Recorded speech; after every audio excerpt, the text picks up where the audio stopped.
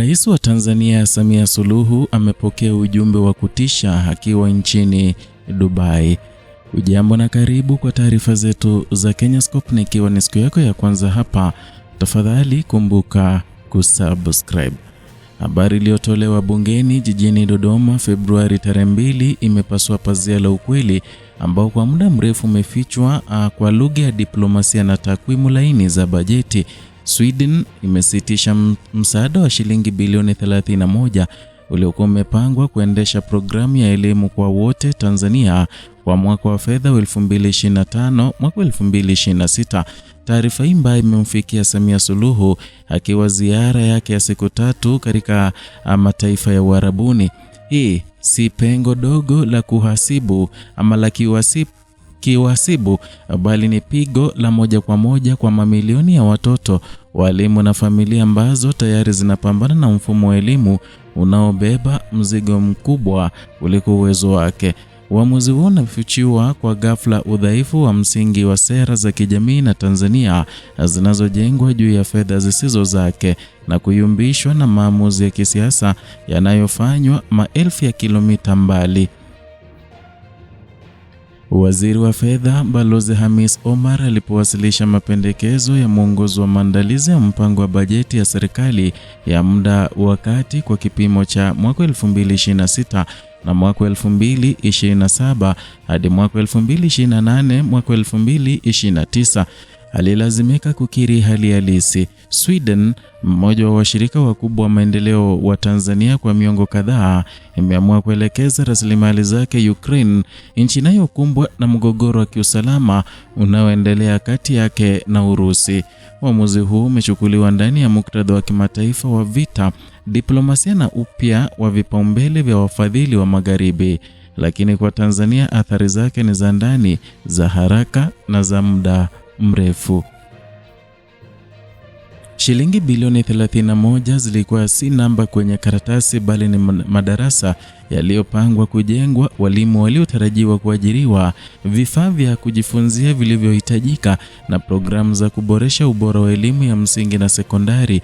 Elimu kwa wote imekuwa kauli mbiu ya serikali kwa miaka, ikisisitiza usawa wa fursa ya maendeleo ya rasilimali watu. Na katikati ya fedha ama kukatika kwa fedha hizi kunamaanisha kurekebisha bajeti katikati ya safari, mara nyingi kwa njia inayobana zaidi maeneo ya kijamii ambayo tayari hayatoshiwi. Sababu iliyotolewa na serikali ni mwelekeo mpya wa Sweden na kuipa Ukraine kipaumbele kutokana na hali ya usalama wa kimataifa. Huu ni ukweli wa siasa za dunia ambako misaada si tendo la hisani tupu, bali chombo cha sera ya nchi. Sweden, kama mataifa mengine ya Ulaya, imeongeza msaada wake wa kitaifa, kijeshi na kibinadamu, na Ukraine ikiona vita hivyo kama tisho kwa usalama wa bara zima. Na katika mizani hiyo ya kimataifa, mahitaji ya watoto wa shule za vijijini haswa nchini Tanzania hayashindani na kelele za makombora ya Ulaya Mashariki. Hata hivyo, ukweli huu wa kimataifa huondoi jukumu la serikali ya Tanzania kujitathmini. Kwa miaka mingi, bajeti ya elimu imekuwa ikitegemea kwa kiasi kikubwa misaada ya wafadhili, na mabadiliko ya sera za wafadhili, migogoro ya kimataifa au mabadiliko ya kisiasa katika nchi tajiri yamekuwa yakigeuka kuwa misukosuko ya moja kwa moja kwa sekta za kijamii nchini. Tukio hili linaonyesha hatari ya utegemezi huo kwa uwazi huo na kificho. Na katika historia ya mahusiano ya Tanzania na Sweden, nchi hiyo imekuwa mfadhili muda mrefu, ikichangia katika elimu, afya, utawala bora na asasi za kiraia. Na tangu enzi za baada ya uhuru, ushirikiano huo ulijengwa juu ya misingi ya mshikamano wa kisiasa na maono ya maendeleo ya kijamii. Kupungua au kusitishwa kwa msaada katika eneo la nyeti kama elimu unatoa ishara kwamba uhusiano wa wafadhili na wapokeaji hauko juu ya dhamana za kudumu, bali maslahi yanayobadilika.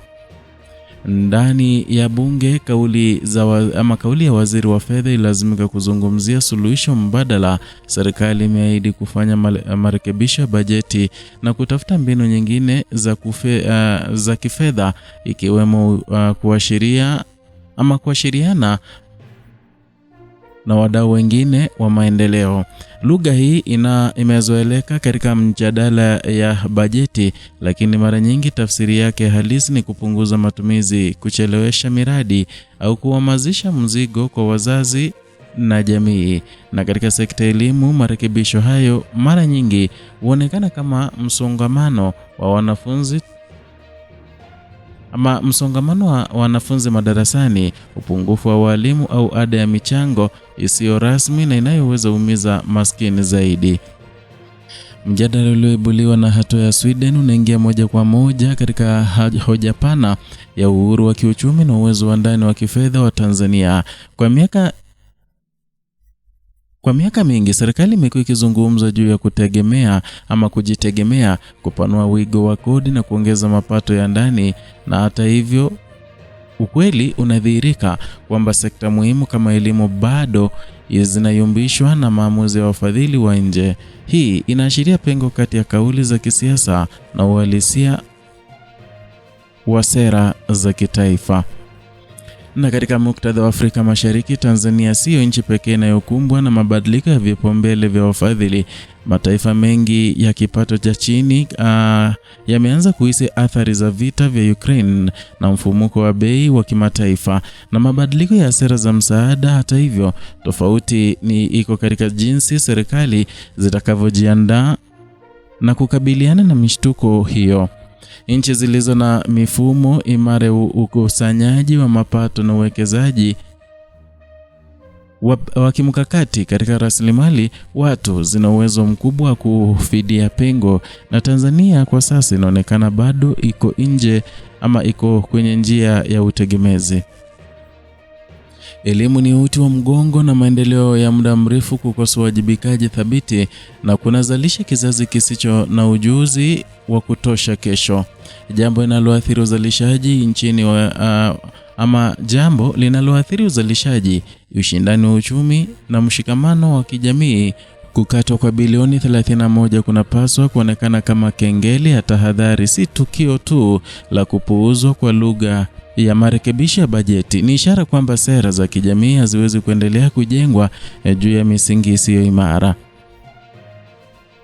Na katika miaka ya karibuni, Tanzania imekuwa ikijaribu kujionyesha kama nchi yenye uthabiti wa kisiasa na kiuchumi, inayovutia uwekezaji na ushirikiano wa kimataifa, lakini vilevile udhabiti huo huwezi kupimwa kwa miradi mikubwa pekee, bali kwa uwezo wa kulinda sekta za msingi kama elimu dhidi ya misukosuko uko nje.